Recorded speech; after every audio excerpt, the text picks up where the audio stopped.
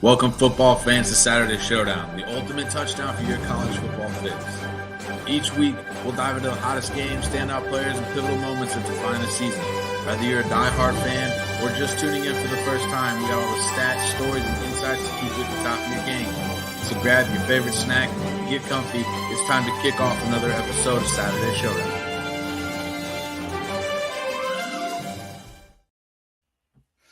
Welcome back, college football fans.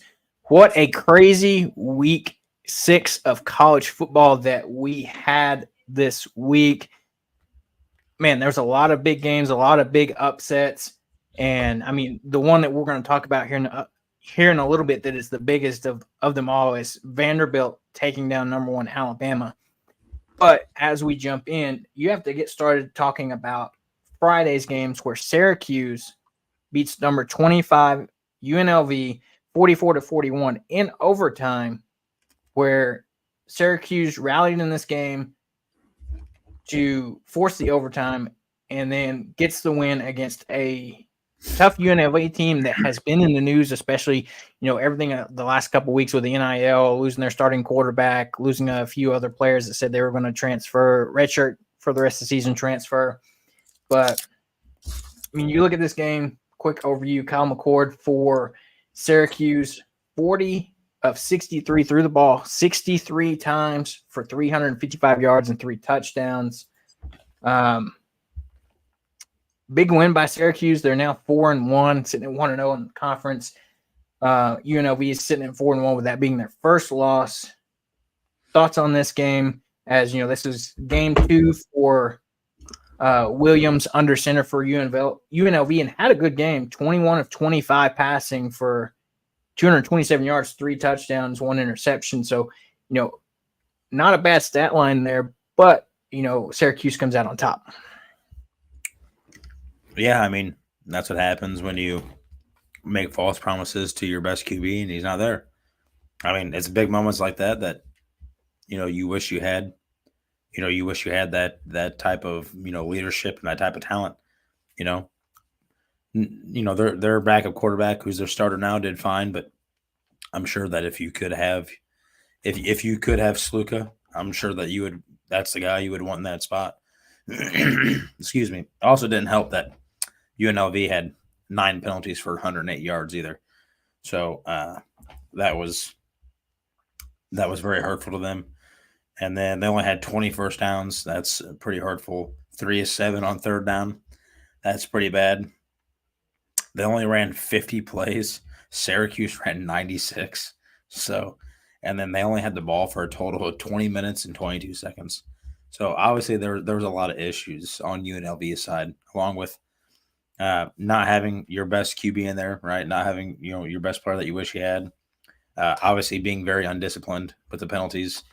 And obviously not taking care of the ball either. Like you said, they had a turnover, but not being able to progress the ball. Only running 50 plays, going 3 of 7 on third down, only having the ball for 20 minutes total. There was obviously a lot of issues on the UNLV side. So, yeah, 100%. Because they did have that 1 interception, but then they also had a fumble as well. So you're losing the turnover margin there as well, and it's almost a good rule of thumb that if you're not winning the turnover margin, then you're not going to win the game. Agreed. So quick overview there. UNLV just got into the top 25, and now they're going to be right back out of it with that loss to Syracuse. We'll move on. Arkansas takes down number 4 Tennessee. What a great weekend in Fayetteville. Night game. 6:30, you had Kirk Herbstreit on the call. Arkansas gets it done and plays a clean game, 0 turnovers. That's the big key. If you look at all the Arkansas games this season, the 2 games that we lose, we lost that turnover margin. We play a clean game here and show that we are a talented team that can get the job done against anybody. Yeah, agreed. Arkansas had a good win, and once again, they dominated on the forefront, having 434 total yards, running 74 plays, only punting the ball 3 times, only 6 penalties, no turnovers, had the ball for over 35 minutes. And then you look over at Tennessee, 0-2 on fourth down. There's 2 turnovers basically right there, right? Only held the ball for 24 minutes, had 10 penalties, and they punted the ball 7 times. So obviously they're having a hard time. And if you watch the game, they had a hard time moving the ball against Arkansas's defense. They were definitely blitzing Nico. They were blitzing him constantly. He was definitely hurting. I mean, if you look at his stat line, this is a Tennessee team that's very fast. And Nico has been a very accurate and good passing quarterback.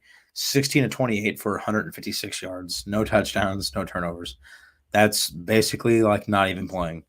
So he did not perform at his best, and that's because Arkansas was so effectively getting pressure on the QB. It was I definitely don't think that they were ready for that. I definitely think they probably walked in this game.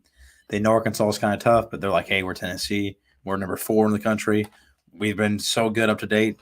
And Arkansas stepped in there and said, basically said, don't forget about us. 100%. I mean, you look at it, Arkansas took a page out of Oklahoma's playbook and kind of put their own twist into it, running a 3-2-6 defensive alignment, with just a 3 down front. So, I mean, we were getting pressure with just 3 down linemen along with some extra rushers. But, I mean, 4 sacks on the day is pretty big for this Arkansas defense. And this Arkansas defense is what's been carrying this team all year. The offense shows flashes. And I think this is one of the first games where you see where you play a clean game. You look at Taylor Green. Unfortunately, he got hurt and had to exit this game late in the fourth quarter. But, he comes out 19 of 27, 70% completion percentage, 266 yards, gets hurt in the fourth quarter, as he's making a big pass down the sideline to Andrew Armstrong, Arkansas's top receiver.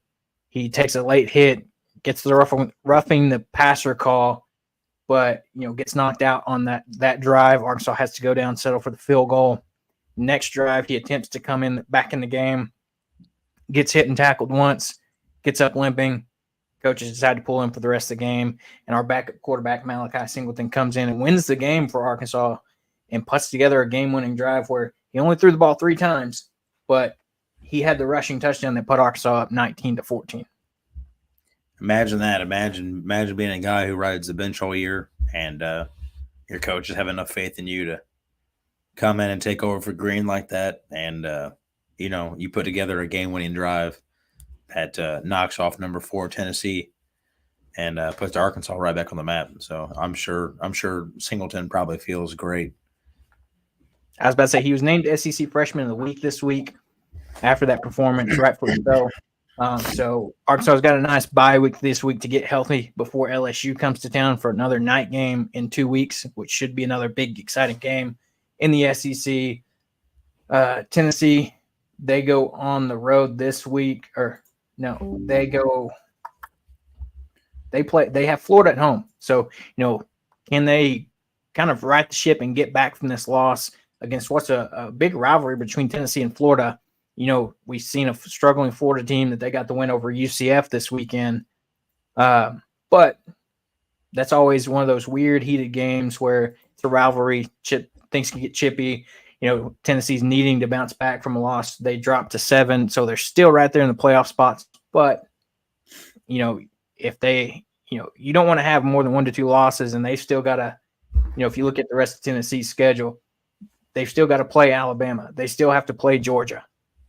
So you can't afford any more losses if you're still looking for a playoff berth.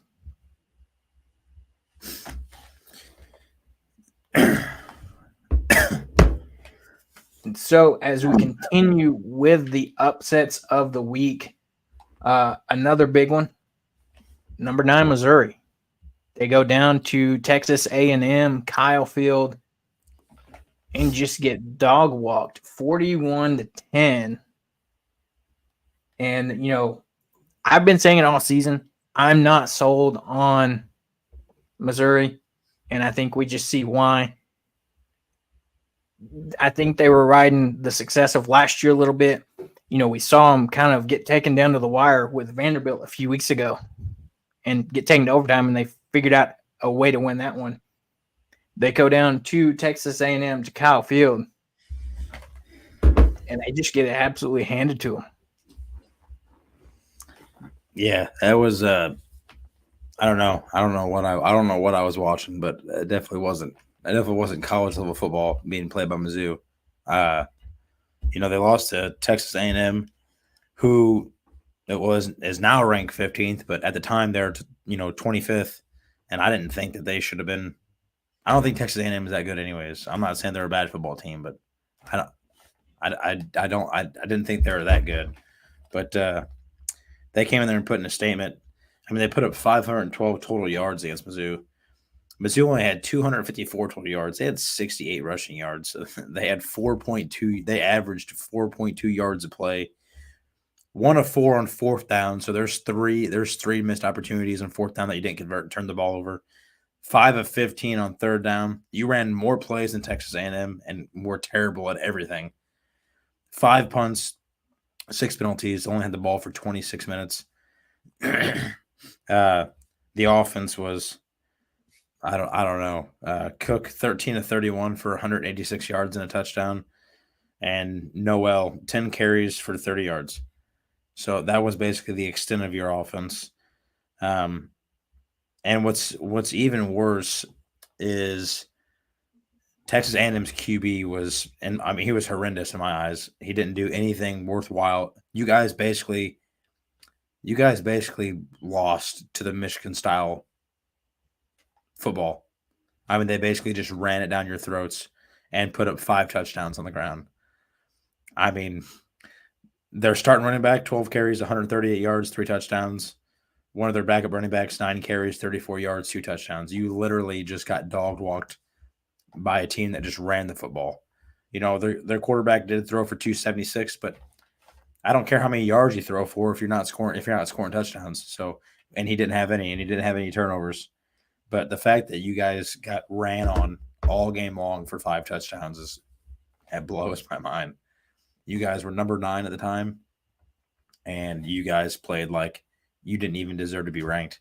So, yeah, I mean, this is exactly why I wasn't a few weeks ago saying I'm proved or thought that Missouri was the real deal this year. It's just because they hadn't played anybody. And then when they played a Vanderbilt team, which, I mean, we saw what they did this week, but before that, they weren't your typical Vanderbilt that you're used to seeing. They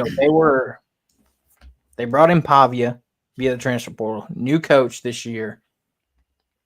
I mean, they really transformed this Vanderbilt school into what was, I mean, let's be honest, the laughingstock of the SEC for, struggling to win games and just kind of being that easy gimme win for the schedule for most SEC teams if you had them on your schedule, to a team that you can't overlook these guys. You can't, look past them into next week to whoever you have coming in next week, because you'll be like Missouri, get taken to overtime. Yes, they found a way to win, but then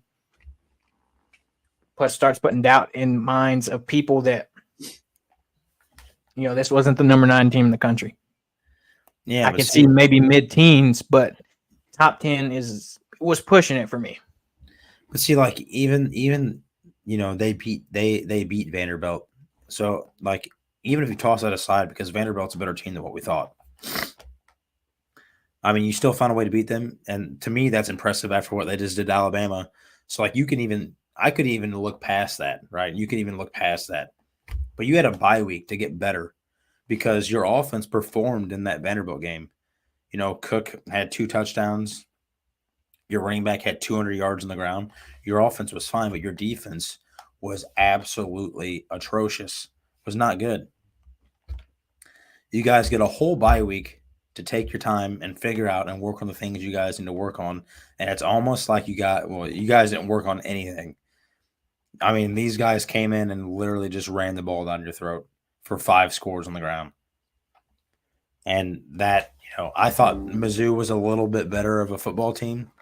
But after watching that, I mean, that was to get routed like that and not even put up a semblance of a fight is embarrassing. Yeah, I agree. I mean, looking at this going forward, a team that yes, they dropped out of the top 10. You know, playoff hopes potentially still there, but you look at the rest of their schedule, you know, they got a week to bounce back this week with a game at Massachusetts. UMass should, air quote, should win. Then you play Auburn. Then you have to go to Alabama. Then you have to play number 18 Oklahoma. So, I mean, you're going to get tested there. And then last game of the season, you play this Arkansas team that if, you know, they can kind of keep improving, you know, figure a way to keep taking care of the ball, may not be, you know, just like last year. They beat the crap out of us last year. It may not be, you know, a similar type game. So, you know, they've got a tough road ahead. They got to bounce back this week. And, you know, if they're still hoping to get the playoff spot, it's going to be tough for them to climb back up. Other upsets, we'll go ahead and dive into it. The big one of the week. Number 1, Alabama. The Crimson Tide, first year under Kalen DeBoer, gets beat by Vandy, the Vanderbilt Commodores. Just like we said, has historically been known as a very bad team in the SEC. Diego Pavia comes in here and leads this Vanderbilt team to an upset at home where the goalposts got walked 3 miles down Broadway and thrown in the river. That's awesome. I hate Alabama, so I love watching them lose. Yeah, Pavia came in and did his thing. This is this is 2 weeks in a row now. 16 of 20, 252, 2 touchdowns, 20 carries on the ground for 56 yards. I mean, listen, it's only 56 yards, but that's a lot of carries for your quarterback. 20 carries, and those were a hard fought 56 yards. I mean, if you guys watched that game, he was fighting for every inch that he could take. So, 2 scores on the ground by the running back, 2 scores by Pavia in the air, and a heck of a defensive battle for Vanderbilt. This is a team, like you said, that is notorious for being bad. And, man, they played so well. I understand they gave up 35 points, but when it came, you know, when push came to shove, they played so well. They held Jalen Milroe to 310 in the air, but more impressively, they held him to 1 touchdown in the air, made him turn the ball over with an interception, and held him to 10 yards on the ground. Now, he did get a touchdown, but still 10 yards on the ground. So they held him to 320 yards total. Vanderbilt went out and did their thing, and Pavia he reminds me a little bit of Johnny Manziel, the way he plays football. He definitely is not a bigger dude, but he definitely can sling the ball when he needs to. He's definitely got the attitude, especially if you watch the press game or the interview after the game when they were trying to find him in the crowd. And he was just kind of cussing up a storm, not really caring. And then the way he runs the ball too, with just how fierce he runs the ball, you know. But credit to Vanderbilt because they played a great game. Alabama, especially with what they just did to Georgia, everyone thought they were going to be big dogs. I thought they were going to be, and Vanderbilt came in and proved that wrong. So, yeah, like you said, I've seen people dub him as Johnny Football Light, and like you said, you have this Bama team that comes off a huge, big win over Georgia last week, and take a 360 and lose to Vanderbilt. I mean, I don't know if it was unpreparedness, looking past them like we talked about. Like, you know, they're like, oh, this is Vandy. You know, we're Alabama. A fun fact for you. This is the first time that Vanderbilt has beaten Alabama since 1984. Holy cow. So, and if you look at it, the Nick Saban era spanning from 2007 to up until last year when he retired, I believe they played like 5 times. Between that span, Vanderbilt only put up 13 points in total from 2007 to 2023 against Alabama. And then year one with no Nick Saban, they come in and put up 40 points. Like we said, this isn't your typical Vanderbilt team, but still, it seems like this isn't as a Alabama team that doesn't have as tough of a defense as it has had in the past either. Yes, and this is an Alabama team that definitely makes more mistakes more often than not. If you go look at the stats, I'll just read you a few here. Only 17 first downs to Vanderbilt's 26. 3 of 7 on third down. Vanderbilt was 12 of 18 on third down. They ran 45 total plays to Vanderbilt's 75. They punted the ball twice. They had 6 penalties for 57 yards. They had a fumble, an interception, and only held the ball for 17 minutes and 52 seconds. Vanderbilt held the ball for over 42 minutes. So that is a very unlike type of Alabama team, like you just said. And I think it goes for both sides of the ball. I mean, don't get me wrong, Jalen Milroe is 100% a Heisman candidate. The dude's crazy. But whenever you're that guy, they expect you to make big plays because you are going to get into some games where you face teams like this that, you expect the beat, but they keep up with you. It happens to everybody. But when you're that guy, right, you're supposed to step up and make those plays. And no one from either the offense or defensive side for Alabama was able to step up and make any play against Vanderbilt. Yeah. I mean, I don't know what it's like in Alabama right now, but there's, this is, I hate to say embarrassing because I don't want to discredit Vanderbilt, but this is not a good look where you just come off a big win against Georgia and then you turn right around and drop a game to, a better Vanderbilt team, but a team that you should still be able to get the win against, even though they're better than what they normally are. So I don't know if, like we said, it goes back to unpreparedness or looking past them, but Kalen DeBoer better get a handle on things or, he's going to be under high pressure. I mean, we're talking about one loss here, but this is a Bama team that isn't used to losing more than maybe 2 games in one season, maybe. So to have a team that you lose one, but not one to like a Georgia, that's understandable. But you lose a game to a Vanderbilt team that's 3-2, better, but still not to your level of being Alabama. I don't know. I wouldn't want to be in that hot seat right now. I call it hot seat. I wouldn't want to be in that Alabama coaching seat right now after this weekend. Yeah, I agree too. And I don't want to get too off topic, but I'm also just kind of curious with this new college football system. I understand Mizzou got dog walked. I get that. They played terrible. They played like a bunch of flag football teams. I get it. But you lost to a ranked team and you go from 9 to 21. Alabama loses to an unranked team and goes from 1 to 7. I don't know how everything gets judged, but I can tell you right now that if this was the old school way, where it was just the 4 teams that got in, that this would have been it for Alabama.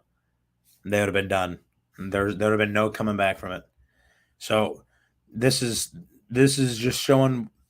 This is one reason why I don't want the 12 team, because this whole ranking system is just, it's jacked up to me. If you lost to an unranked team, I don't understand how you're still in the top 10. Do I think Mizzou needs to be in the top 10? No. I was just using that as an example. But you have teams like Arkansas and Vanderbilt who just beat 2 of the top 4 teams, right? Number 1 and number 4. And that number 1 and number 4 are still ranked in the top 10. They fell to 7 and 8. So, and Arkansas and Vanderbilt are both unranked. Both better, but nonetheless, you're still unranked. You're not a ranked football team. So, I don't know. I don't want to get too off topic. I just want to say I don't really understand how that works. How you lose to a ranked team and you go from the top 10 to 21, and then you guys lose to unranked teams and you still get to be in the top 10, And if I had to guess, it's because of what your name is and what kind of school you are. I'm not 100% understanding the logic behind this. Yeah, I agree with you there. It seems like they're, like you said, because of who they are, a little bit of probably SEC bias there. But we'll see what happens the rest of the season. We'll jump over probably your most favorite upset of the week. Washington beats Michigan 27-17. Thank God. Thank Where God. Some can play it finally defense. seems like Michigan's lack of a passing game finally caught up to them, where they played two different quarterbacks this week as well. Orgy and Jack Tuttle, a third quarterback that we haven't seen this year until now, transferred over from Indiana after spending 4 seasons at Indiana. He comes in 10 of 18, only throws the ball 18 times, 98 yards, 1 touchdown, 1 interception. They still rely on this running game. Donovan Edwards finally looks close to maybe what he was last year, getting 95 yards and a touchdown, with Mullins getting 49 yards on the same amount of carries. So, but, kudos to Washington for coming in with a game plan of, stopping the run, holding them to combined 174 yards, but a total of 150 between the two top backs in the, past 2 games have had nearly 200 yards rushing. So, Yeah, it was great. That was great to watch.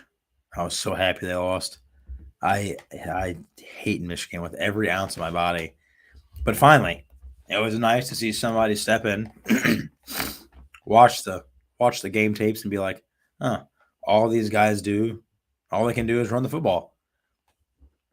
I mean, listen, guys, they brought in their third quarterback, and he wasn't even able to pass for 100 yards. Okay, so that's 3 quarterbacks in a row that have just been absolutely atrocious. And the fact that Mullings was held to 49 yards, I mean, obviously there's a problem there. This is the guy who's been tearing up every other team because no one wants to load the box, and everyone's just like, well, we'll just let them run the football. Well, that's what they want to do. So, yes, it was nice to see somebody. Thank you, Washington, for studying the tape. Understand they need to load the box, bring pressure all the time. Their quarterbacks can't throw the ball, and basically say, if you guys want to win this football game, you're going to win it in the air. You're not going to win it on the ground. And Washington stepped in, and they did that. They did that exact thing. So couldn't have been happier to watch Michigan lose. yeah, they get beat. It's their second loss. It's like we were talking about a little bit before the show. This is most likely, douse their playoff hopes, any chances of returning to the college football playoffs, and they still have a bulk of their schedule left. They haven't even played Ohio State yet, so you look at the rest of the season, you can probably add 2, maybe 3 more losses to this Michigan team. I would have to agree. I can't wait to watch all of them. And then we jump over the other big upset of the week, rounding out the top upsets. Minnesota beats USC after losing a tough game against Michigan. They turn around and beat a USC team ranked 11th. And Miller Moss did not have his best game of the season. 23 of 38, 200 yards, 1 touchdown to 2 interceptions. Woody Marks for USC kind of carried the load there, 134 yards on the ground with 1 touchdown. Max Brosmer for Minnesota comes in, throws 169 yards, 15 of 19. But the key here for Minnesota was their rushing game. 144 yards on 25 carries. But, man, they really was able to capitalize on the mistakes of USC this game, because if you look at it, most of their Minnesota's scoring plays weren't done by the offense. I mean, look at that defense stepping up. Yeah. And their quarterback, I guess he felt like he needed to do everything himself. Brosmer, 15-19 for 169 yards, no touchdowns, no receptions, but he had 7 carries for 14 yards and 3 touchdowns. So obviously, you can imagine those are probably, goal line touchdowns, but nonetheless, Minnesota goes in there and gets the job done. I wish they could have did it 2 weeks in a row, but they didn't know how to watch game film apparently when they played football last week. So, but they got tore up on the run game again. I mean, don't get me wrong. I mean, 20 carries for 134 yards. I mean, USC was definitely tearing them up. But Miller Moss, again, Caleb and I have said it 100 million trillion times. If you're losing the turnover battle, you're probably not going to win the football game. Miller Moss with his 2 interceptions, that didn't help anything. So, and,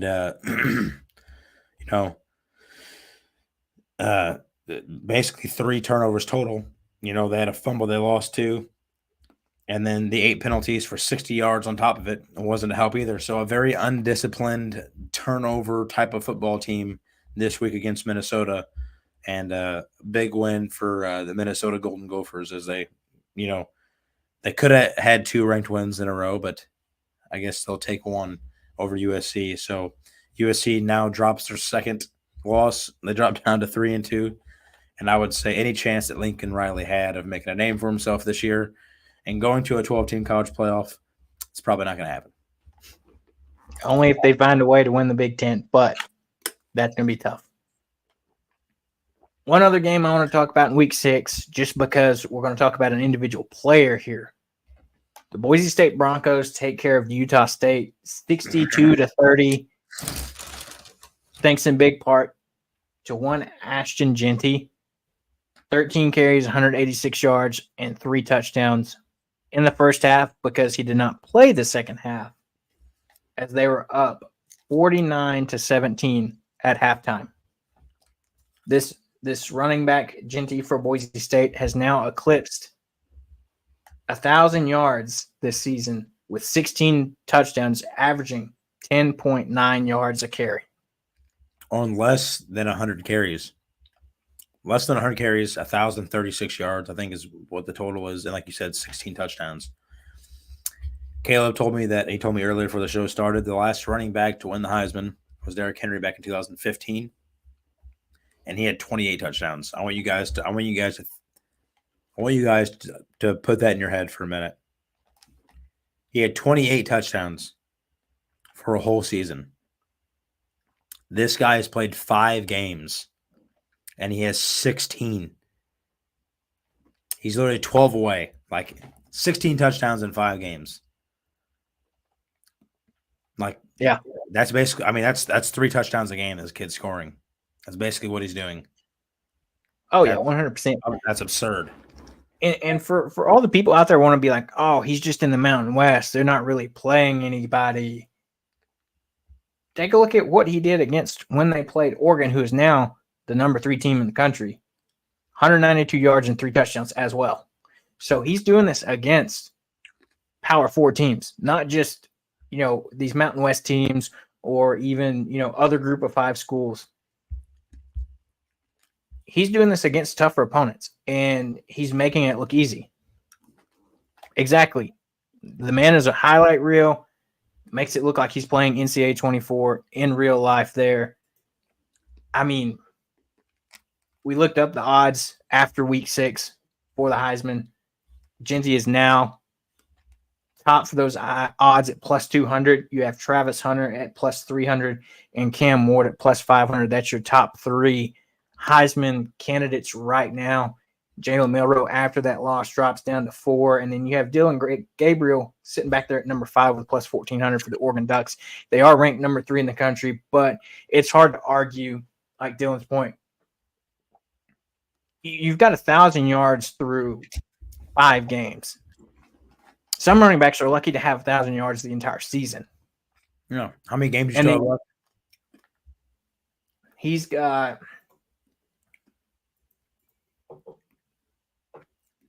regular season games 7. Yeah, Lord have mercy. Just to say, averaging 3 yards a or 3 touchdowns a game times 7. That's 21 more touchdowns. Hey, you're talking 37 total if he would average 3 a game. You're talking well over 2,000 yards if he would keep going. I mean, I don't know. The guy is unreal. He truly is. I agree. I mean, you look at it, and I'll give you a sneak peek here. They play Hawaii this week. Oh, Lord have mercy. I mean, he's probably going to put up 4 touchdowns and 200 yards on the ground. And probably in the first half. I wouldn't surprise me if he'd have 100 yards in the first quarter. That's true. Huh. Yeah, I mean, yeah, it's unreal what kind of season he's having. Not to mention the touchdowns.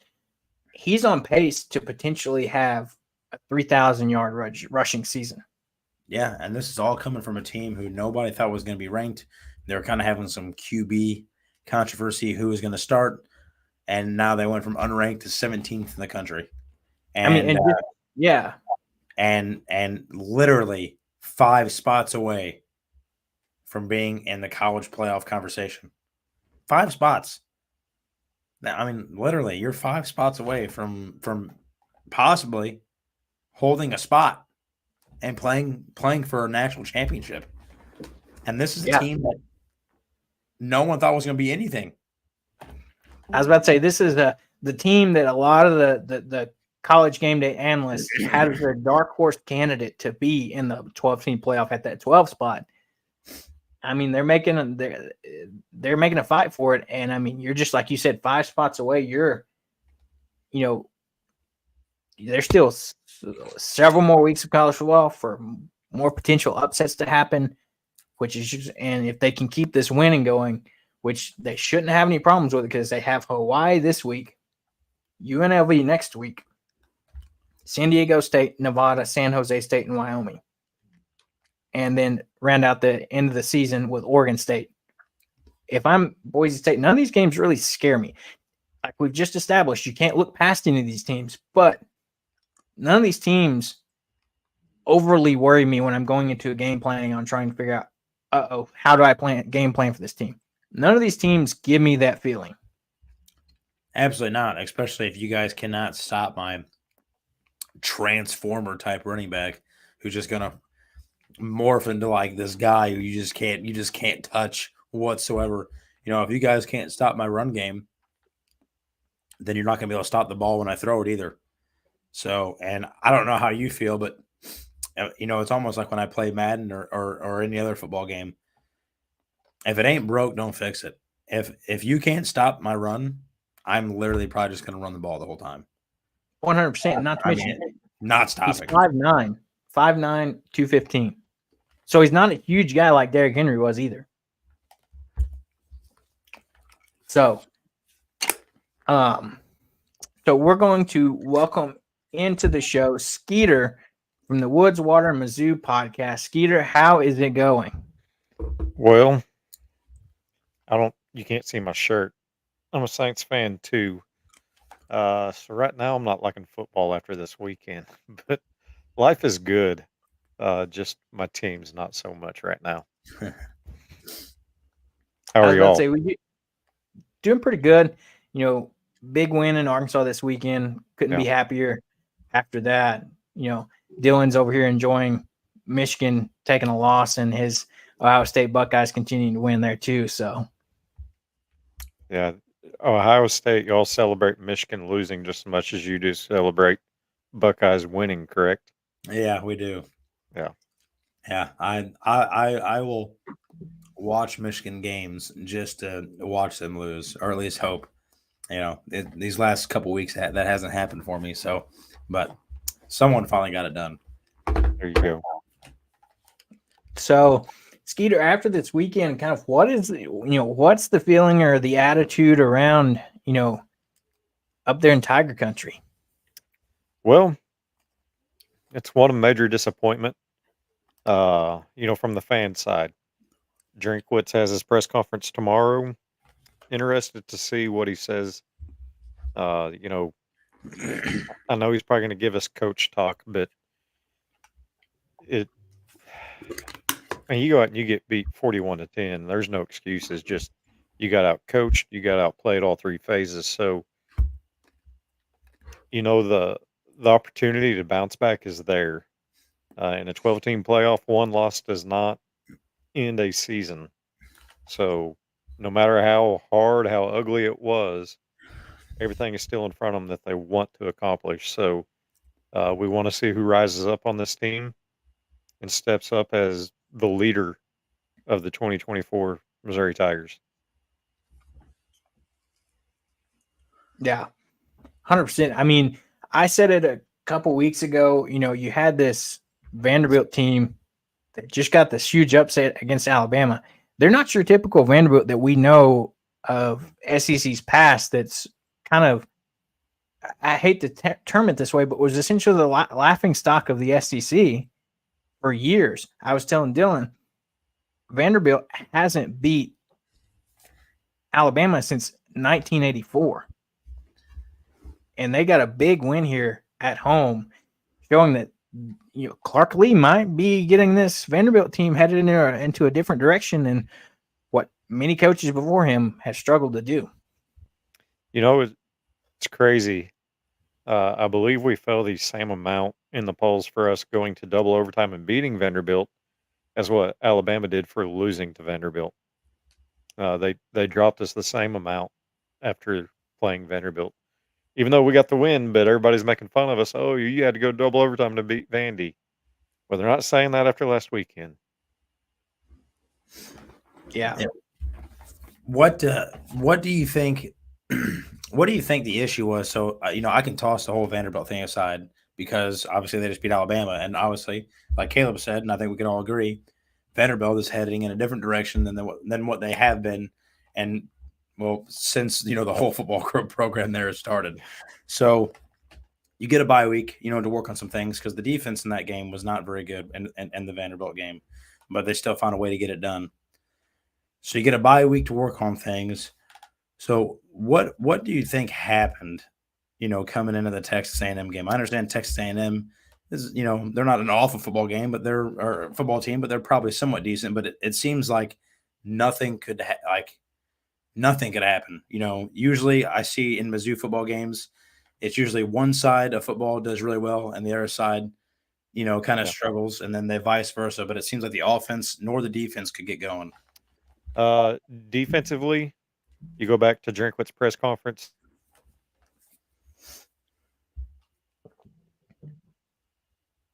Oh, I think we might have just lost you for a minute there. Yeah. I'm back. Okay. But you go back to Drink's press conference from last Tuesday night, and A&M put out their injury report or their depth chart last Tuesday, and they had Connor Wigman as they're listed as their starter, and Drinkwitz said that was smoke and mirrors, that they had built their whole offense around Marcel Reed, the true freshman, or not true freshman, but a freshman, redshirt freshman. And so I think you absolutely saw a defensive game plan that they expected to see a mobile running quarterback that and dare him to beat him with his arm. And Wigman absolutely ate that up. He has the arm talent to do that. So coming in unprepared, the lack of adjustments was very concerning on the defensive side of things. Offensively, every time we did something good, we killed ourselves with a penalty. And just lost interest. Brady Cook has regressed closer to the 2022 version of Brady Cook that we saw, more than the 2023 version of Brady Cook that we saw. And that's frustrating because we did see those glimpses last year, and know he has the ability, know he has the talent, but he has not put it on the field this year. So I think we got away from the run too quick. Get behind a couple scores, and then we just start going pass, it seemed. And just our offense is not built that way. We are a run first. Set up the run. Even if you're down 3 scores, you still run the ball. Make the defense respect that. But, you have to give credit where credit is due, and A&M wanted it. They came up prepared. They were the better team on the field last Saturday. Yeah.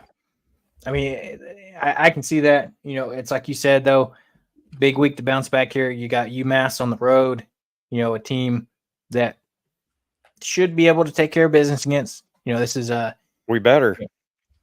I won't be podcasting next week if we lose to UMass.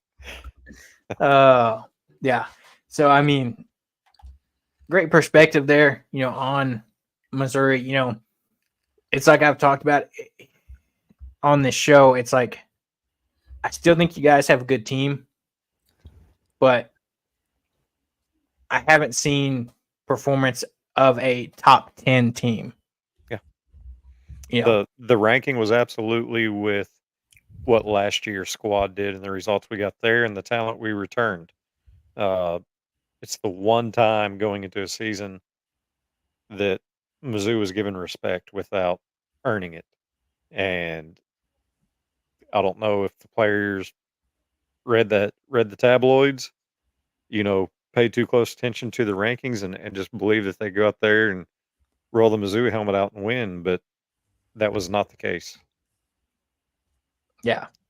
I mean, we'll see what the rest of the season holds. Like you said, in this new 12-team playoff era, one loss isn't going to knock your playoff hopes out, but, it's a tough stretch, when you still got to play Alabama, you still got to play Oklahoma. There's some tough games down the stretch for you guys and for all these other teams as well. I mean, you look at some of these other teams that they still have to play, these top 10 teams, we're halfway there, but still, you've got a long rest of the college football season to go for everybody. As far as SEC goes, they kept showing the Texas A&M schedule. Man, it is set up nice for them to go on a little run and build some confidence. And that might be a team when we get at the end of the year and the dust settles on the standings and be like, did not see that coming. Mike Elko showed me a lot as far as a coach and how he had that team ready to play Saturday. So I'll definitely be paying a lot more attention to them going forward throughout the year. But, the schedules, other than maybe Ole Miss having, well, they still have LSU and I believe Georgia coming to their house. So, but other than that, they have it fairly easy. But there's nobody, and I mean, really, is there out of the Power Four conferences anymore? If you do include the ACC and Big 12 into it, I know out of the Big 10 and the SEC, is there anybody that has an easy schedule in those two conferences anymore? I mean, we were just talking about it earlier. You look at Tennessee, they have the one loss, but they still have to play Bama and Georgia both this season. Yeah. So, I mean, talking about that whole one-loss situation, they could probably still get in with 2 wins, maybe. But, I mean, that's not going to be an easy schedule. It's not out of the realm of possibility with the 12-team playoff that we don't have a 3-loss team going in with the way it's going to be dog eat dog in the conferences this year. No, but I feel like if there is going to be a 3-loss team, I feel like it's going to be someone. It would be someone like an Alabama type of school because that's who they are. That's who they are. Do I think it's right? Absolutely not. But that's just the way that they see fit. Dillon, I do want to ask you on the Big Ten side of things.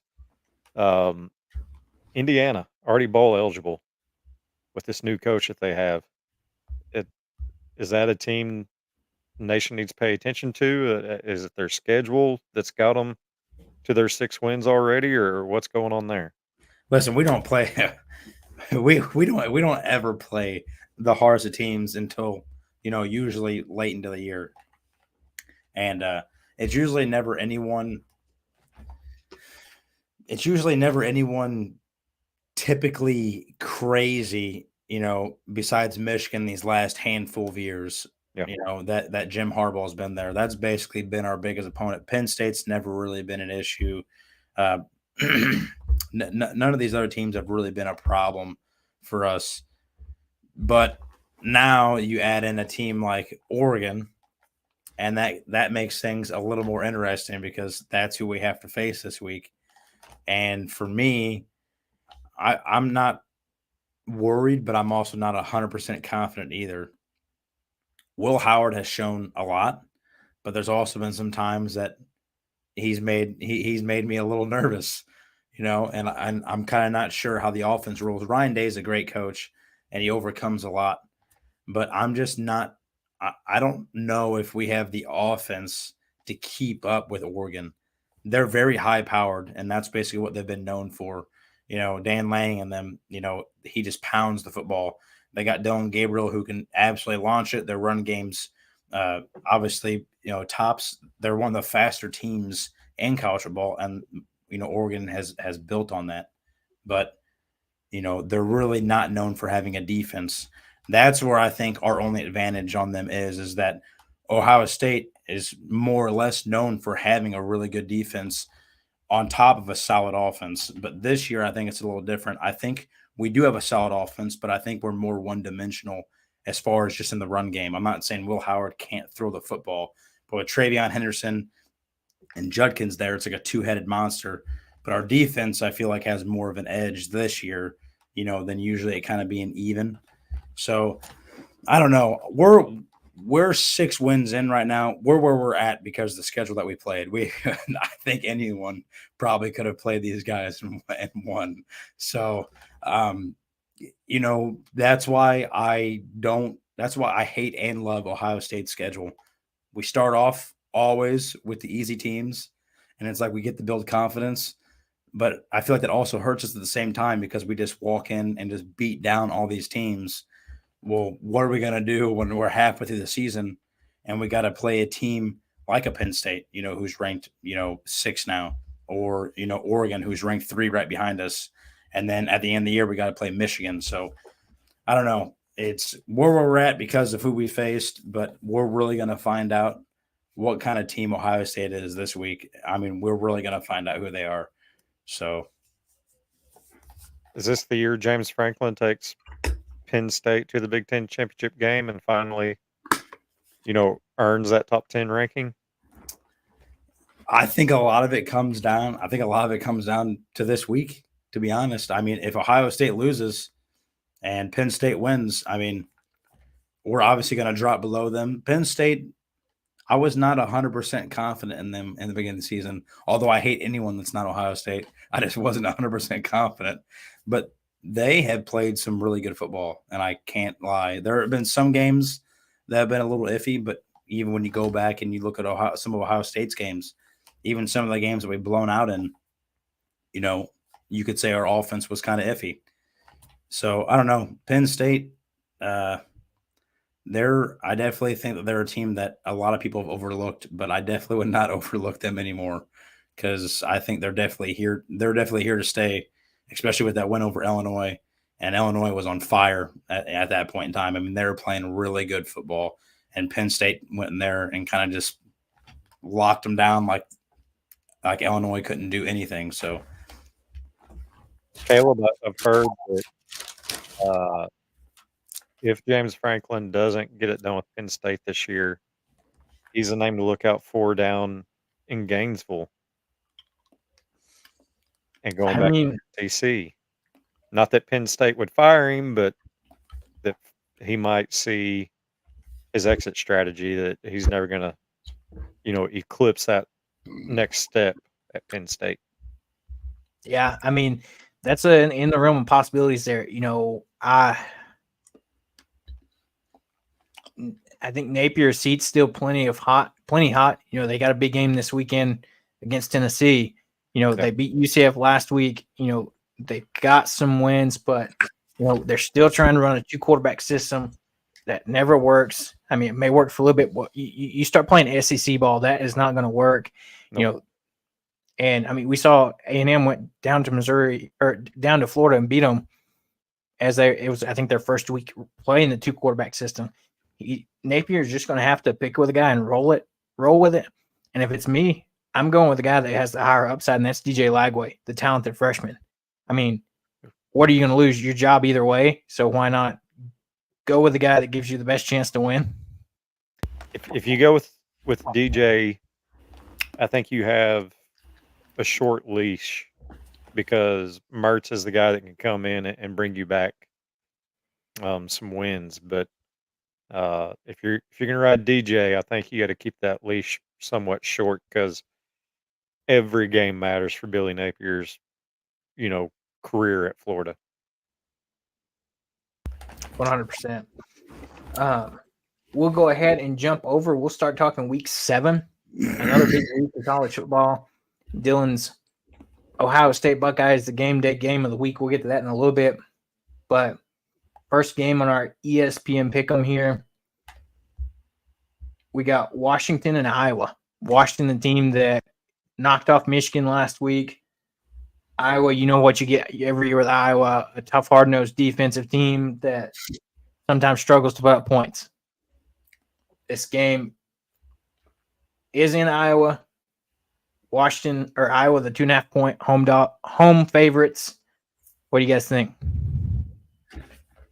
I'm gonna take Washington. They're playing really good football, and the fact that they beat Michigan, they earned my vote. I mean, instantaneously.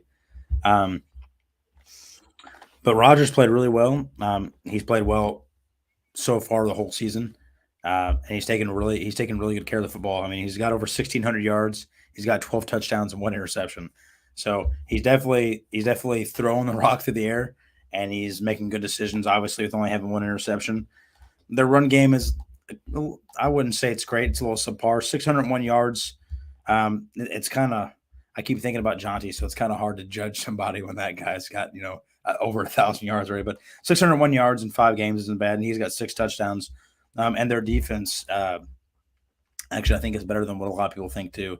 And Iowa's not very known for scoring any points whatsoever. So I think Washington is better on both sides of the ball, and I think they get it done. I would say give me Washington 2 for the simple fact I think Iowa, when you have 2 players enter in the portal as they did today, coming off a loss like that to Ohio State, I think that shows a lot of where that program's at. And probably a place that a coach stayed a little bit too long. Yeah, I can see that. Good, there. Yeah, good points there. Plus, I mean, you look at it, the gunslinger from the SEC, Mississippi State. I mean, Skeeter, you and I both know Will Rogers all too well from his time at Mississippi State under the late Mike Leach. What a way to come into a new school and continue that college career. Skeeter let me know he is having some Wi-Fi issues, so he may be in and out with us. But try to hang in here.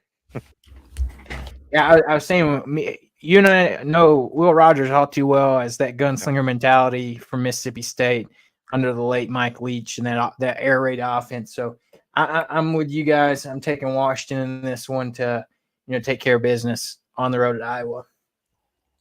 Up next, you have a 3-2 Wisconsin team, 4-1 Rutgers team. This is in New Jersey, home game for Rutgers. The Scarlet Knights are the 2.5-point favorites. They come off a tough loss against Nebraska last week. Wisconsin coming off of a big win against Purdue, 52-6. Thoughts on this game? I like Rutgers. Kyle Kamanis, is that how you say his name? Rutgers quarterback. 947 yards, 8 touchdowns, 3 interceptions. Their run game isn't terrible either. 116 carries, over 660 yards, 6 touchdowns. And the quality of teams that they've beaten too is better than Wisconsin as well. They lost to Nebraska, but they beat Washington, Virginia Tech. And Wisconsin, I mean, granted, they faced USC and Alabama and lost to both of them. But, they beat Purdue. I wouldn't say that's a huge accomplishment. No. And South Dakota State or South Dakota and WMU. So I think Rutgers being 4-1 seems like they've had a pretty solid start to the season, and I think they keep it rolling against Wisconsin. I see. This is the school that has a moniker, "Keep chopping the wood," right? Is Rutgers, and then Wisconsin, they're "Row the boat," right? So, I'm landlocked Arkansas. I say, let's chop that wood. Go Rutgers. Yeah, I'm with you guys there, Rutgers. I think they get the job done. They've been a surprising team this season, I think, to say the least, from what you normally see coming out of Piscataway, New Jersey. So, And that's kind of an underrated game day atmosphere too, is Rutgers. So it's a fun little scene out there. Yeah. So I think Rutgers keeps it going. It's the win here. An interesting matchup coming next.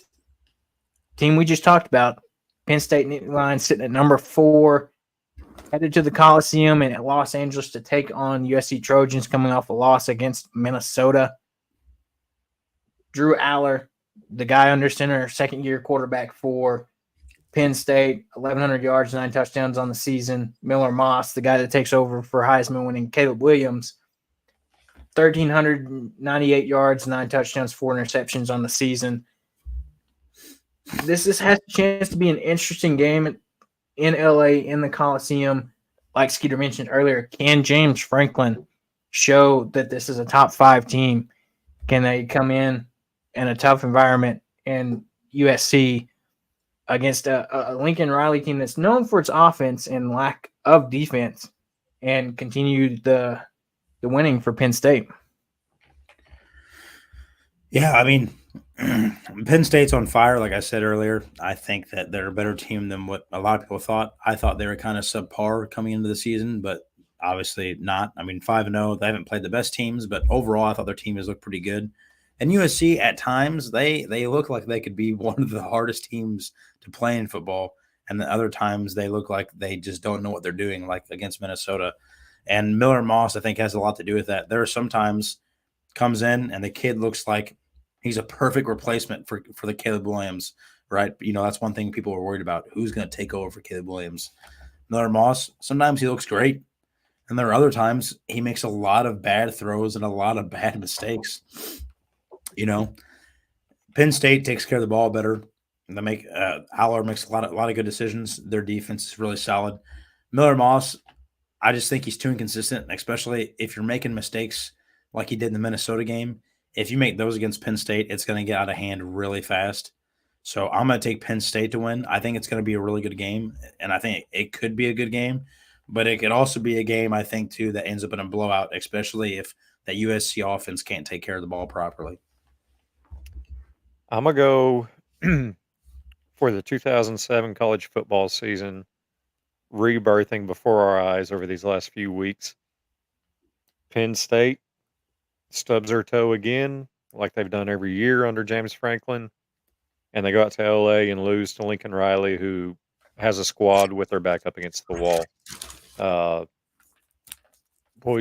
was thinking about it as you were talking about it, and don't you miss the game day atmosphere of Pete Carroll-led USC Trojans? I mean, nobody thinks of USC now as a great environment, not like it used to be. I mean, that used to be a marquee Saturday. You watch their game, just the environment and all the celebrities around there. You don't have that anymore. But USC pulls one for help my Mizzou Tigers out and knocks off Penn State. Yeah. Penn State comes in this game, the 2-point favorite on the road. I'm going to give James Franklin the benefit of the doubt. Can he come in here and show me and get the job done? I think Penn State probably gets it done. But to your point, Skeeter, I wouldn't be surprised to see them stumble and, get caught up in, a game here on the road and lose to USC. But I'm going to take Penn in this one. We'll keep going here.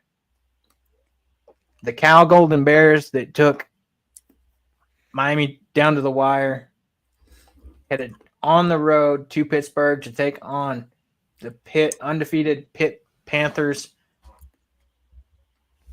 Go for it. Yeah, that was hard to watch, wasn't it? If you're Cal, that's gotta be heartbreaking. Winning 35-10 at halftime and letting Cam Ward come in and basically do whatever he wanted to do the second half of football, and just beat you 39-38.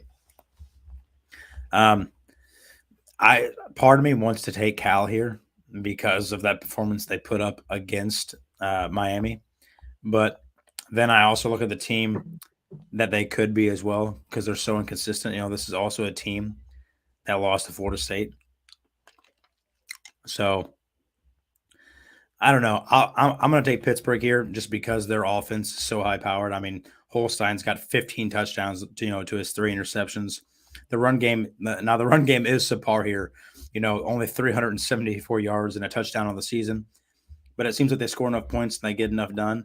I part of me really wants to take Cal here, but seeing who they could be and then who they could be, you play against Miami and then you choke like that, and then you also lose to a team like Florida State, who is absolutely just the worst team I've ever seen in my life. That's too much inconsistency for me. So I'll have to take Pittsburgh here. Is Pat still the head coach out at Pitt? Pat and Dorsey or something? I believe so. Yeah, I just Googled Pitt Panthers and it's showing his press conference or whatever. So Pitt appears to be that team that they win ugly, but they're winning. You say the game's at Pitt? Yes. So Cal's coming off that heartbreaking loss. All the media attention with game day there and everything. And now they have to travel across the country to Pittsburgh, Pennsylvania. And so give me Pitt. Give me Pitt. Yeah, I'm right there with you guys. I think Pitt gets it done here. They make this game ugly, get the win. Cal, like Dillon said, the inconsistency, you see, you take it back, even though they're not great this year. They went on the road, beat an Auburn team it's not great, but they still won on the road into Jordan-Hare. Tough place to play, beat Auburn. Loses to Florida State, takes Miami to the wire. It's a toss of the coin on which Cal team you're going to get. And I'm with you guys. I think Pitt gets it done here.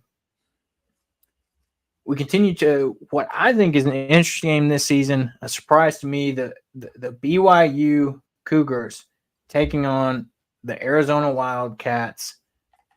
Arizona's headed to Provo, Utah, to take on BYU that's sitting at 5-0, favored by 3.5. What do you think? I really don't know much about any team. I know that BYU, with how they've been winning, I know hasn't really been super ugly. I think they've only had one game that's been kind of as an ugly win, and that was when they beat SMU 18-15. But it seems like BYU is moving right along. And like I said earlier in the podcast, if it isn't broke, don't fix it.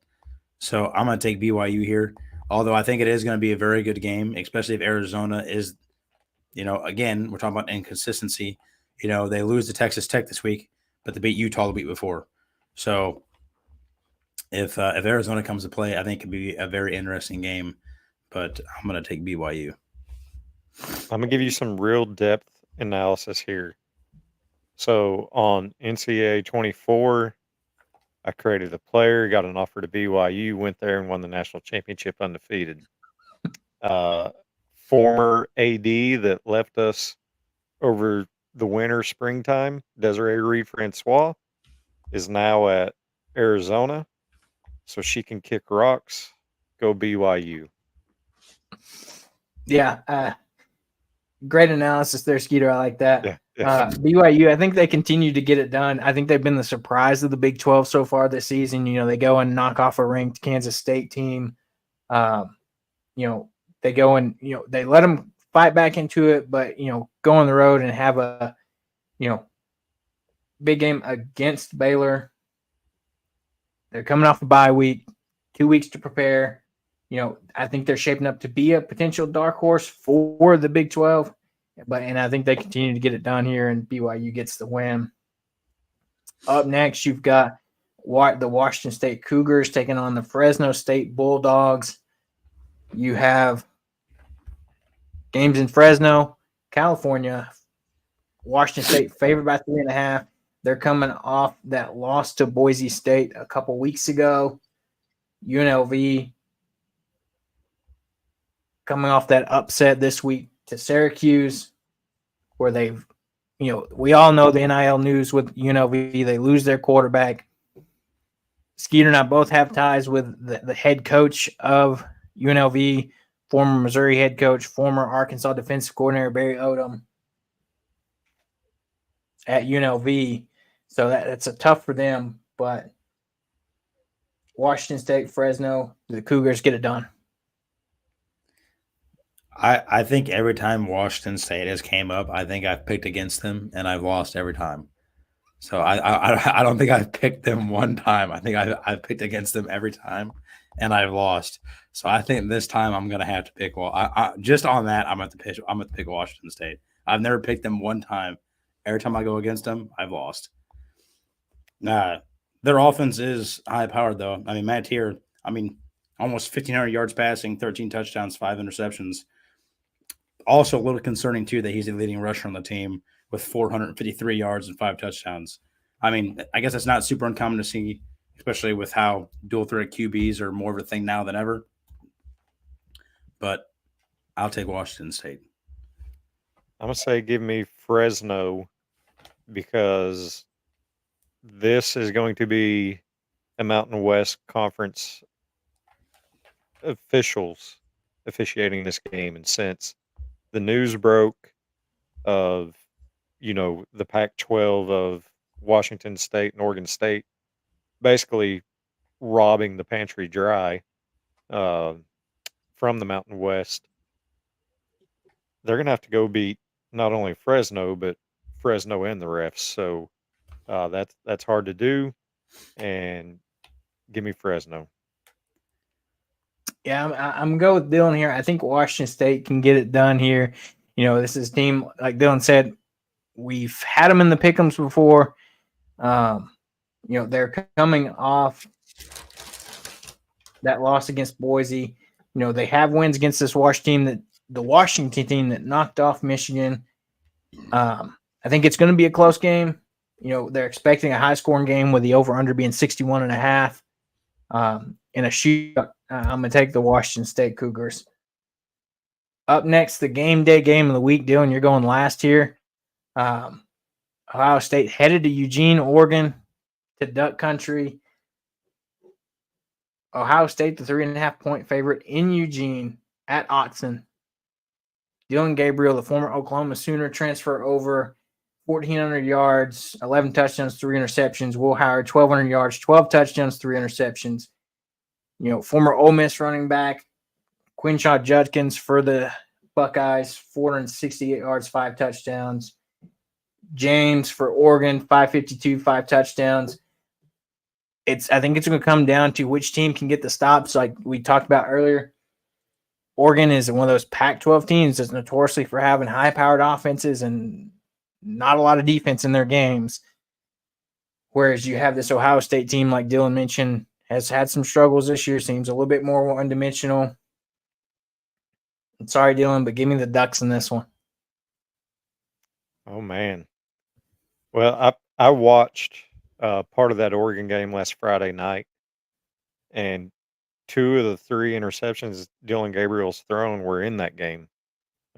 Red zone interceptions, if I remember correctly. I know one of them was for sure.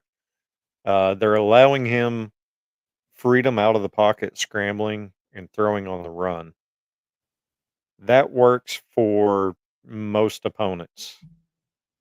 As somebody that was at the Cotton Bowl last year and saw Jack Sawyer with my own eyes, and the other end, I cannot pronounce his name. Dillon, you can pronounce it for me if you want to, but the other end for Ohio State, them are guys you don't just turn your back to and run against. They've got the size and the speed, and they will absolutely, crush Dillon Gabriel if he tries to turn and run on them. So, as much as I would like to say Oregon, because I think they have tougher games in the year, so they have some losses coming, even if they win this one, in Ohio State, once they get past this, it's kind of cruise control for the most part for them. Like this is their big game with Michigan falling apart like it has. Give me Ohio State here. All right, Dylan, a residential Ohio State fan. What do you got? What do you think gives Ohio State the advantage in this game? Oh, you just assume I'm going to pick Ohio State? Yeah. No, Ohio State wins this game. It's going to be a hard fought game. We're going to find out exactly who Ohio State is. We've had a basically copacetic, easy schedule up to date. So once again, a typical Ohio State type of schedule, very easy in the beginning. Then we start getting into some hard games. So we're going to find out what we're made of. I think we're going to win this for two reasons. One, we 100% have a better defense in Oregon, and I think that's where they're going to struggle. If you go back and watch that Boise State game, they go up against a team that plays any sort of a good defense that can put a little bit of pressure on Dillon Gabriel and at least limit the rundown. They have a hard time. And if it wasn't for a fluke, punt return or kickoff return, whatever that was, Oregon is not ranked number 3. They take a loss to Boise State. The defense was definitely putting it down on Oregon. Our defense, we've always been known to have a good defense. I think we have enough to get pressure on Dillon Gabriel and enough to make sure that we don't, allow them to run all over us. And then I think on the offensive side, it's not necessarily going to be Will Howard. It's going to be our run game. We have a two-headed monster, and Judkins and Travion Henderson. If we can keep those two going the way that they're going, I understand if you can stop one person, but I don't think Oregon has enough in the secondary or on the front line to stop both, because it's hard enough when one guy is running the football effectively and then he gets taken out, he gets taken out, you have your backup guy come in. It's not like that, though. We have two guys who would be a starter on any team they played for right now, anywhere, going back and forth with each other. So it's almost like when Travion comes out and Judkins comes in, it's like you're facing a starting running back all over again. It's a fresh pair of legs constantly. The only thing that I would say would lead to an Oregon win is going to be if Will Howard can take care of the football when Ryan Day does have him throw it. Because if he falls under any pressure at all and he makes the mistakes, this is an Oregon team that if they get on a roll, right, they do have a high-powered offense and they can definitely put up some points, and they can definitely put up those points quick. I mean, we saw it in Boise State. They had a couple plays, 1-2 plays, 75-yard touchdowns. So Will Howard's got to take care of the ball. And like I said, he's going to be a huge factor whether we lose or win this game, just on terms of taking care of the ball, because, we talked about it way earlier in episodes, but he's never faced anyone like this before. He's coming from Kansas State. He's never been in the limelight like this. He's not been on a stage this big yet. So it's going to be very interesting to see how he handles the pressure. But as long as he takes care of the ball, I think we have enough on the offensive side and on the defensive side to get it done against Oregon. He's been at the big stage of Memorial Stadium for HomeField last year with K-State, and Harrison Mevis hit that 61-yarder walk-off winner against. So as far as Will Howard and the experience he brings, he had some big moments in the Big 12. Did they go to the Big 12 championship game last year? No, it was Texas versus Oklahoma State, I believe. Yeah. I'm going off of memory correct. So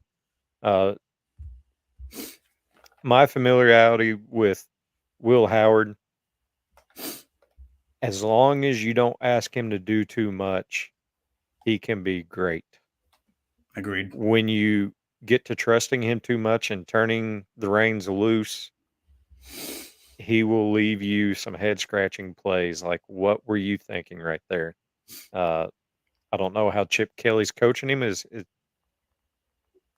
I would imagine with Ryan Day still having his thumbprint on this offense and having the running backs like you're talking about, his number one job is turn and hand off 60% of the time. Yeah. As long as he doesn't do too much, I think we have enough to get the win. Yeah. it'll be an interesting game for sure. That's a 6:30 game kickoff. So Oh, it's going to be good. Dillon. Oh, he's audio. He'll be back in just a second. We'll continue rolling here, and as he gets back on, we'll get his thoughts here. Ole Miss Rebels head down to Death Valley to take on LSU. Ole Miss is a 2.5-point favorite here. And this is LSU's first real tough test of the season. I mean, if you look at their schedule, they lost to a USC team that at the time was ranked. They beat a Nicholls State team. They somehow managed to get the win over South Carolina in a game which they should have lost. Yep. They beat a UCLA team that's struggling this year, and they get the win against South Alabama. So, I mean, what are they going to do when they play a potent offense of Jackson Dart and Trey Harris that lead the SEC both in passing yards and receiving yards? This is a deadly attack here. You know, they lost that. Ole Miss did get that loss a couple weeks ago versus a tough Kentucky team that somehow plays tough games, makes them ugly, low-scoring games that benefits them. If, you know, Dillon and I talked about it, if Stoops had a little bit more boldness to him, they probably beat Georgia if they try to go for it on some fourth down plays to punt it away. So, I mean, I think Ole Miss goes down to Death Valley and gets it done. I know Death Valley is a tough place to play.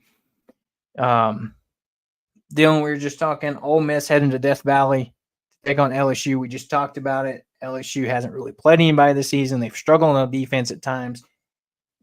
Garrett Nussmeier, 1,600 yards, 15 touchdowns on the season, replacing Heisman winner Jaden Daniels. But defense seems to be a struggle for them. You know, I'll start us off here. I think Ole Miss goes on the road and gets it done. You know, they're favored by 2.5. High-scoring game predicted 64.5 points. Your guys' thoughts?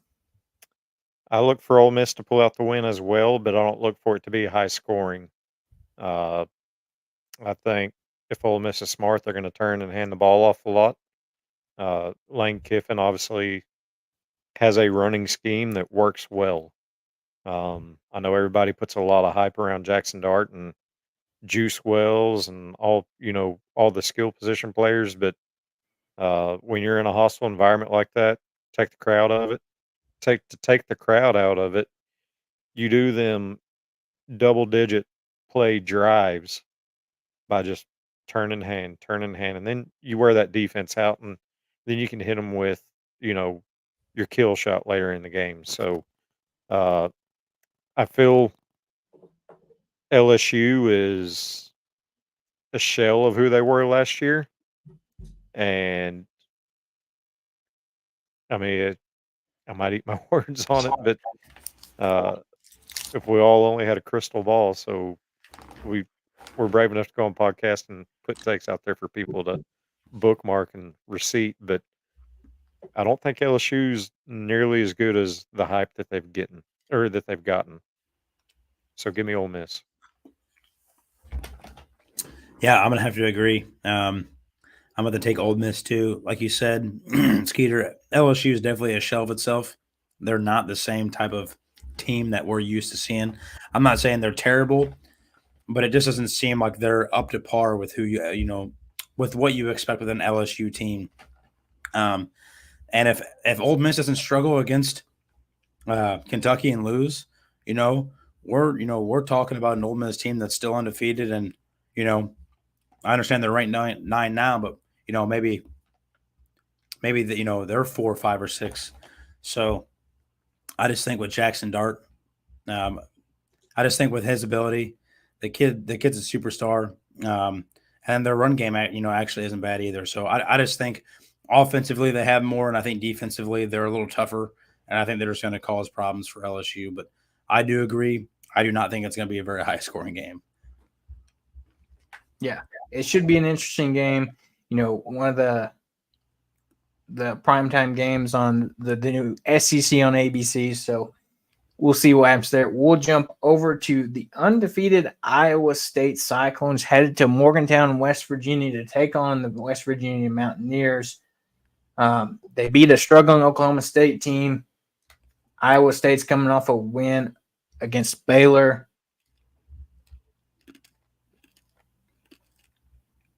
West Virginia's green, struggling to throw the ball and take care of the ball this year with a 7 touchdown to 4 interception ratio. Taking care of the ball. Back for Iowa State, 1,100 yards, 9 touchdowns, 4 interceptions. What do you think, Dillon? It's very unusual to see Iowa State ranked number 11. That's a weird sight to see. Listen, I don't know much about either team. I'd be lying to you if I said that I watched Iowa State play football or West Virginia. But I do know one thing, as I've picked West Virginia, and every time I've picked them, they have lost. All right? They have. They've lost every time. So I think just based on looking at Iowa, I think they're obviously on a roll. They haven't played the greatest of teams, but neither really has West Virginia. I know they played, Oklahoma State and KU, but at those times, I mean, Oklahoma State struggles. KU's been struggling. They lost to Penn State, and they also lost to Pitt. I'm going to take Iowa State here to get the job done. So I'm in agreement. I watched that Penn State West Virginia game, and I think Neil Brown is war is welcome out there at West Virginia as head coach, and would not be surprised to see that job opening, or see that job open up at season's end. So give me Iowa State. Yeah, I'm in agreement there. Sorry, Pat McAfee. Iowa State gets it done on the road in Morgantown. Our final pick'em game here of the week. You have Kansas State heading to Boulder, Colorado to take on Deion Sanders and the Buffaloes. Kansas State comes in a 5.5-point favorite, 49.5-point over-under for this game. You've got Johnson for Kansas State taking on Shedeur Sanders. Dillon?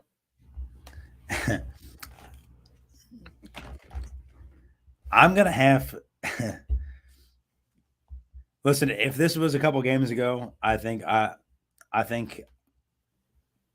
would not be taking Kansas State. But it seems like Colorado, since the Nebraska game, their offensive line each game has progressively got better, and they've been able to protect Shedeur Sanders more and more every game. And Shedeur is one of those guys that if he was on any other team, I think he'd be in the Heisman talks. I mean, the kid has over 1,600 yards, 14 touchdowns, and 3 interceptions. He's doing a solid job. The run game is not particularly the greatest, but it seems like they're still getting the job done regardless. I mean, they just beat Baylor and UCF. So Kansas State, whenever they're good, they're really good. And whenever they struggle, they really struggle. I mean, they beat they come off this win against Oklahoma State, but they got absolutely destroyed by BYU. But I'm going to switch it up here. I think Colorado, they are on a roll right now. Their offensive line is protecting. Travis Hunter's doing his thing on both sides of the ball. Shedeur Sanders is slinging it. I think they do just enough, and I think they pull what I'm going to call is an upset here because I know no one really likes Colorado whatsoever, and I know people do not consider them a good team. But they are 4-1. I'm going to take Colorado here. I'm going to switch it up. I don't know that Avery Johnson is prepared for the environment that what Colorado is going to be. What time is that kickoff? Does it say? 9:15. Oh, so it's a nighttime game. Yeah. Yeah. Avery Johnson has the legs that not too many quarterbacks in college football has.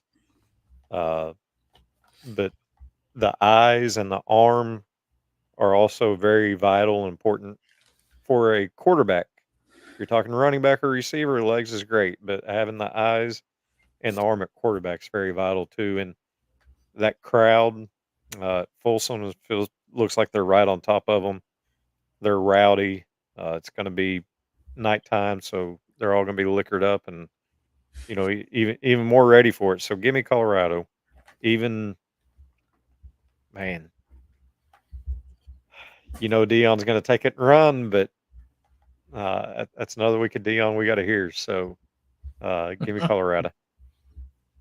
Yeah, this is a tough one. Like you said, that home environment for Colorado and Folsom, can get quite rowdy. It is that late kickoff. Avery Johnson has shown he's got the legs for it. I kind of agree with you guys. I think in a quote-unquote upset, Colorado does get it done against number 18, Kansas State. And the Dion hype train keeps continuing a lot behind Shedeur Sanders and Travis Hunter. If it was in Manhattan, would y'all pick different? I would. I'd pick K-State if it was in Manhattan. I think I would as well. Yeah, I'd probably lean more toward that. I'd still be a little undecided, but I'd have to lean more toward that. Colorado could be such a good football team if they had such a consistent offensive line all the time. I mean, they could be so good. If you give Shedeur Sanders just time to throw the football, with Travis Hunter and J.C. Horn and all those guys they have, I mean, there is so much firepower on that offense. And Shedeur Sanders has definitely proven that the kid, he is super accurate and he can definitely take care of the ball and sling it across the field. But that offensive line is literally the worst offensive line that money could buy in the history of college football. I mean, it's not even close. I mean, obviously, these past 3 games, I think just from seeing glimpses, they've definitely improved. But, I mean, it's almost like we'll never know, how good Colorado could actually be, unless they bump that offensive line up. Because obviously, I mean, what you guys think Shedeur Sanders probably goes to the draft after this year? I would imagine. I would imagine he probably goes, right? Yeah. So Dion's already saying their camp's saying that there's teams that they will not accept being drafted to or won't play even if they're drafted to them. So, yeah, for him and Travis. So, yeah, they're going pro. Yeah, 100%. One last game I want to talk about before we get out of here that I'm surprised it wasn't on our pick'em list. The Red River rivalry game. Texas taking on Oklahoma down in Dallas in the Cotton Bowl. Number 1 Texas. They're back to that number 1 ranking after Bama falls this week. Oklahoma's had a little bit of a tough start. They're 4-1. Their one loss coming against Tennessee. Are we still believing the hype behind Texas and they get it done here? Or is the tradition and the rivalry game going to play a factor? And could we see Texas get beat this weekend? And throw in the kickoff time because they're breaking tradition. That is an 11 o'clock kickoff by tradition. I believe ESPN or ABC's moved it to 3:30, or is it 7 o'clock? 2:30.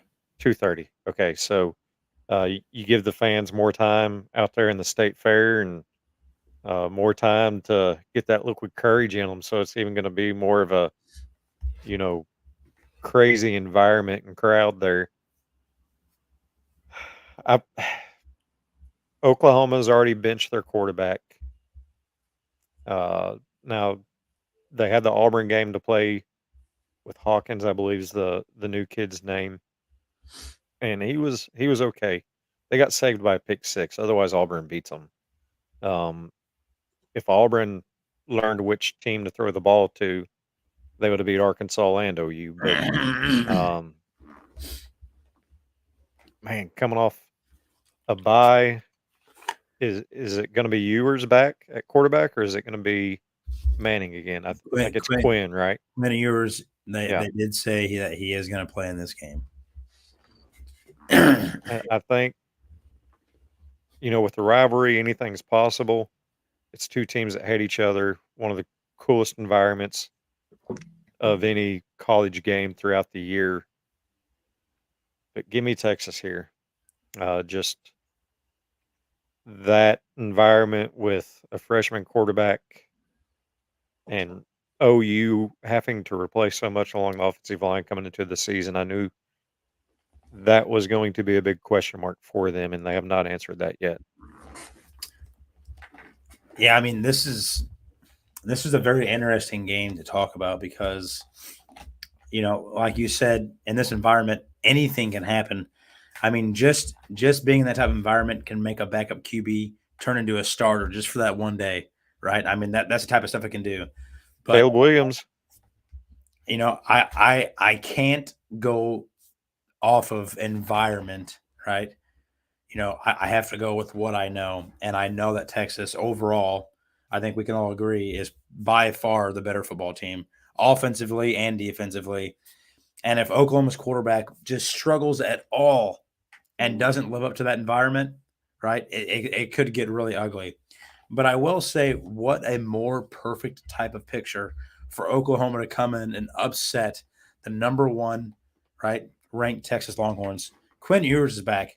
But when he got hurt, he took quite the shot to the abdomen. And at first, they thought it was way worse than what it actually was. Turned out, thankfully for Texas and him, it wasn't that bad. But it's still enough that he was out for 2 weeks. So, I mean, like you said, Skeeter, anything can happen. So, what if Quinn comes in and he's a little, skittish with his abdomen injury, doesn't want to take a hit, or maybe when he throws, it doesn't feel right. Anything can happen to where he makes a mistake. It's this type of environment that if Oklahoma was going to win, I said it about the Boise State Oregon game. I almost called that upset, and I called it before the season even started. Everything is adding up perfectly to an upset. You have a QB who took a really bad shot, right, to a very sensitive area, coming in, making his first start in a game that it's going to be nitty-gritty, and there's a lot of hate in the environment, right? There's going to be some hard hits. It's going to probably be a good football game. So, I mean, if you can just cause him to be uncomfortable, right, Oklahoma could walk out of here with a win. I mean, they really could. It's really set up perfectly for those guys to win. But I don't go off environment. So I think Texas is the better football team. So I think they probably go in and get it done. But it wouldn't surprise me if they do lose. Yeah, I agree. I think this is going to be a tough, nitty-gritty, probably chippy game. It always typically is between these two teams. But just based on what we've seen from these two teams this year, Oklahoma is struggling offensively. Like Skeeter said, they've already benched Jackson Arnold. Texas has looked like the real deal this year so far. I'm interested to see what Ewers does in his first game back. Is he a little rusty? Like Dillon said, does he have a little bit of hesitancy? Those first few plays of the game, those first few drives, like what is he going to look like? I think that'll give you a lot of idea. But if we're having to pick this game today, I think talent-wise and across the board, I think Texas takes this one. They just seem like they're the more talented, complete team this season. Brett Venables is known as a defensive guy. He slowed down that high attack Tennessee team. I'm not going to rule anything out here, but I'm taking Texas to win this one. So with that, as we kind of wrap up here, guys, any last words before we get out of here for this upcoming week 7 of college football? No, I got nothing. No. Skeeter just sitting there hoping Missouri bounces back against UMass this week. Arkansas's got a nice bye week this week to relish in that win a little bit more, get some guys healthy before LSU comes to town the following week. Dillon's going to be on the edge of his seat watching Ohio State taking on Oregon. It's going to be another fun week of college football. We'll see you guys next Monday to recap, hopefully, what is another weekend of exciting college football.